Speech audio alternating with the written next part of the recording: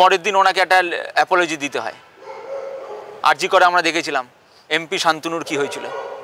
তাই জন্য ওনার এগেনস্টে যেই যাবে সেই অ্যান্টি ন্যাশনাল, সেই বিজেপির বন্ধু। কিন্তু ইলেকশন কমিশন কার বন্ধু না।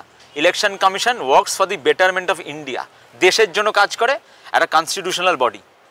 ভয়টা হলো ভোট ব্যাংক চলে যাচ্ছে।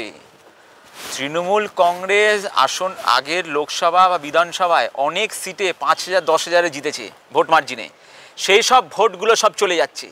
আজকে ওই ভোটগুলোর জন্যই তৃণমূল কংগ্রেস আজ শাসনে এসছে না। এই সব ভোট যদি চলে যায়, তৃণমূল কংগ্রেস জানে রাতের ঘুম মমতা ব্যানার্জি উঠে যাবে, কেন কি সে 26 সালে প্রাক্তন মুখ্যমন্ত্রী হয়ে যাবে।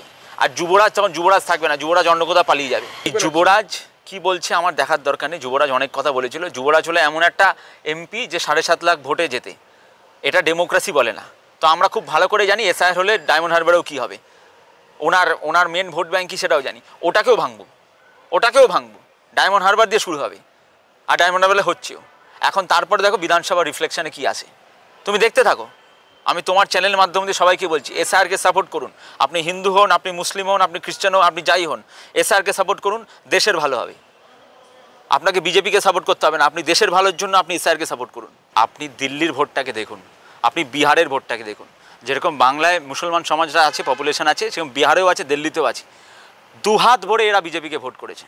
কেন? এরা জানে বিজেপি থাকলে উন্নয়ন হবে, বিজেপি থাকলে কোনো ফাইন্যান্সিয়াল স্ক্যাম হবে না। আর বিজেপি থাকলে কেউ যদি ফাইন্যান্সিয়াল স্ক্যাম করেও সে জেলের ভেতরে যাবে। তো তৃণমূল কংগ্রেসের এই যে ভয়, এই যে আপনাদের একটা বিজেপি এগেনস্ট করে দেওয়া ভয়, বিজেপি আসলে অনেক কিছু ফেস্টিভ্যাল মানাতে পারবেন না, বিজেপি আসলে এই করতে পারবেন না, বিজেপি আসলে ওই পাবেন না, এগুলো সব মিথ্যে কথা। আপনি আপনাদেরই আমাদের দেশের ভেতরে স্টেটগুলো দেখুন, যেখানে বিশাল পার্সেন্টেজ মুসলমান আছে। আপনারা বলুন, বাংলাতে মমতা ব্যানার্জি 15 বছর রুল করেছে, আপনারা কি পেয়েছেন? আপনারা আমায় বলুন, ওটা আপনারা কমেন্টে জানান আপনারা কি পেয়েছেন। আর দেখুন দিল্লির মুসলমানদের দেখুন, উত্তরপ্রদেশের মুসলমানদের দেখুন, এখন বিহারের দেখুন, দুহাত ভরে বিজেপিকে ভোট করছে। কেন? বিজেপি কোনো দিন ডিফারেন্সিয়েট করে না যখন তাদের প্রকল্প যায়, সেটা হিন্দুও পায়, মুসলিমও পায়, খ্রিস্টানও পায়, সবাই পায়। ভোট ব্যাংক রিলিজিয়াস ওয়াইজ হয় না। উন্নতির হাত ধরুন। এই সব মডিউলগুলো আজকে দেখতে পারলে দিল্লির বিস্ফোরণে কি হচ্ছে, এইগুলো হলো লোকদের ব্রেন ওয়াশ করা। কিছু কিছু আইএস জঙ্গিরা আছে, মডিউলরা আছে, যারা এখানকার মুসলমানদের ব্রেন ওয়াশ করতে পারে। ব্রেন ওয়াশিংয়ের সাথে, আইডিওলজির সাথে শিক্ষার কোনো কিছু নেই।